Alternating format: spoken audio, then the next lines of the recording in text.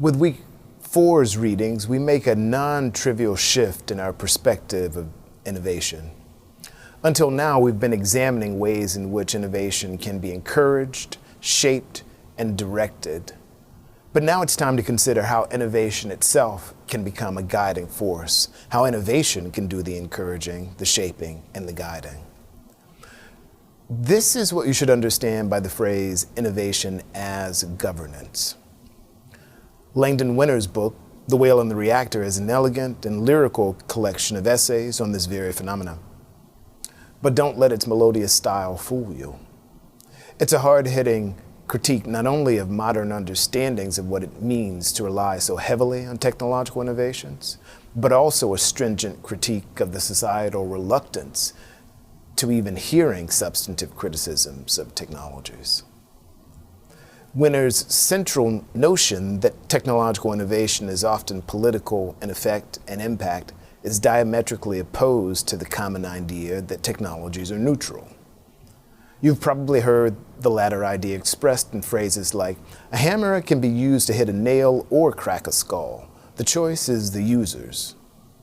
From the perspective of the whale and the reactor, though, the machines and systems on which modern society relies for its very existence do not really allow much choice at all. If one is to participate in modern society, it is virtually impossible to opt out of the transportation system, the communication system, or the energy system. And the near compulsion to use them all governs each of our lives much more thoroughly than many of the laws promulgated by our respective governments. This is Winter's central insight. In the essay, Do Artifacts Have Politics?, Winter makes the case for related positions that are controversial to this day. How persuaded are you by the notions in this chapter? For example, the idea that some technological systems require specific social arrangements and social conditions in order to work at all, and therefore that such systems shape the ways that humans must live and act. Or how about the idea that slightly less powerful systems privilege certain types of political and social arrangement over others, and therefore such systems exert influence over the choices that societies make about how best to live? If power and authority are distributed by technical design or simply influenced by it, then Winter's titular questions, do artifacts have politics, would seem to require answering in the affirmative. Techne is a term that the ancient Greeks used to describe a useful art, such as brick making or the refinement of metals into tools. The Greeks used the term politia to denote the constitution of a political space, such as a city or a state. In his essay, Techne and Politia, Winter amplifies his arguments about the social and political power of technological systems by indicating how techne substitutes technical innovations for traditional forms of government, such as state or national constitutions. When innovators create technological systems and embed them in society, Winter notes that a distinctly political form of control over users often becomes centralized.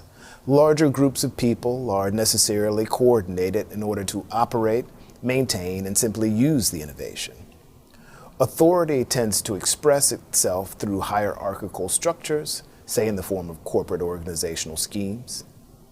As well, these novel technological hierarchies tend to crowd out other forms of arranging human affairs.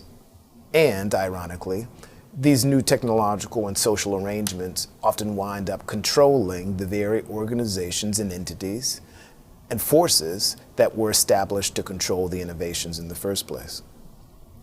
All of these qualities of powerful technological innovations suggest political power at least as much as they suggest tool-like efficacy.